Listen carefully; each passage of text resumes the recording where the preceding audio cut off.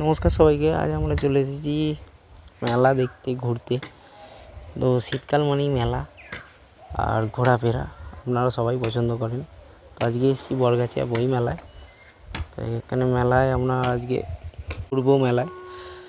তো এখানে ফুলের এগুলো দোকানটা খুব সুন্দর, ফুল একটা দেখছিলাম, তো ওই জন্যই দাঁড়িয়ে পড়েছি।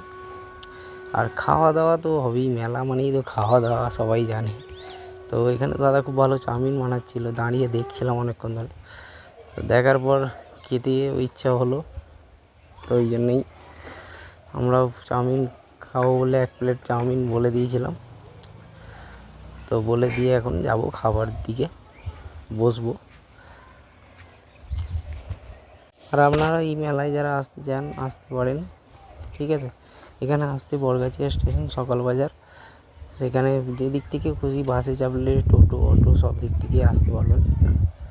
এখানে চাউমিনটা মিক্স চাউমিন ছিল, চিংড়ি মাছ ছিল, চিকেন ছিল, ডিম ছিল, খুব সুন্দর করেছিল। এখানেও অনেক কিছু খাবারের আইটেম আছে, চাইলে আপনারা ট্রাই করতে পারেন। চিকেনের সব রেসিপি, ফিশেরও আছে, ফিশ ফ্রাই আছে, পকোড়া আছে, রুটি আছে।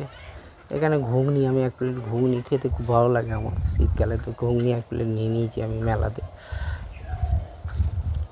দাদা একটা টক জল দিয়ে এত সুন্দর বানিয়েছিল, খুব সুন্দর ঘুগনিটাও বানিয়েছিল।